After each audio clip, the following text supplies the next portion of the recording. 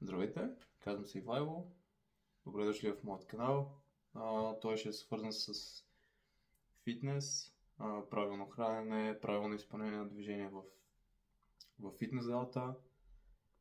Занимавам се с силов трибой от 2022 началото, като до сега имам постигнати 187,5 кг клек, 132,5 лежанка, 225 тяга. Дърпам конвенс, но ще опитам да го задмина с сумото, понеже сега се развивам доста добре и там.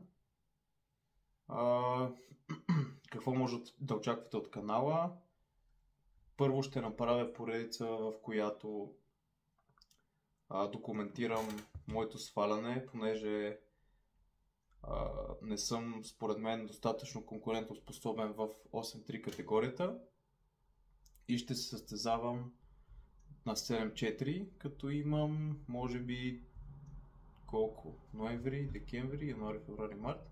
Около 5 месеца и половина да сваля 8 кг някъде. Това е плана за сега. Трябва да свалям по 1% седмично, горе-долу максимум 2. Нали, накрая може да се направи и кът воден, в който ще сваля повече килограми по-рязко, нали, с идеята да се влезе в категорията, след това ще има зареждане на деня на състезанието. И така, днес е 15 ноември 2023 и се претеглих 81,8 кг, като започнах на 12 преди 3 дена и бях 82,9, 83 да кажем. Калориите, които мисля да приемам, така, не мисля, те трябва да се приемат. 2500 калории на ден, до към 2600-2700 максимум.